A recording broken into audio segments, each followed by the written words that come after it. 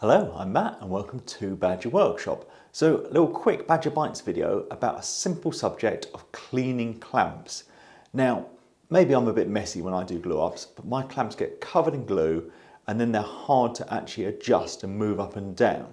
I've tried a few methods, just trying to scrape the glue off, and then I've tried using acetone, and maybe this is a little bonus tip for you. Instead of buying acetone, I always just get some nail polish remover from the supermarket. You just have to get over your embarrassment of buying it, and I find that's really good for getting super glue off your hands. Anyway, the best way I've found of removing glue from clamps is using a brass wire wheel in a drill. Now, hand drill works fine, clamp that in and just brush and all the glue comes off, and it's really good for getting it out of those little teeth and grooves you have on the clamps.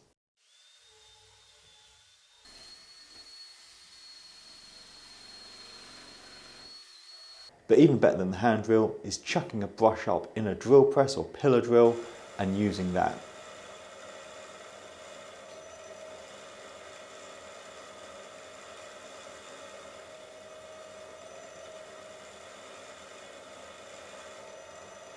And with all the glue off, they work so much better.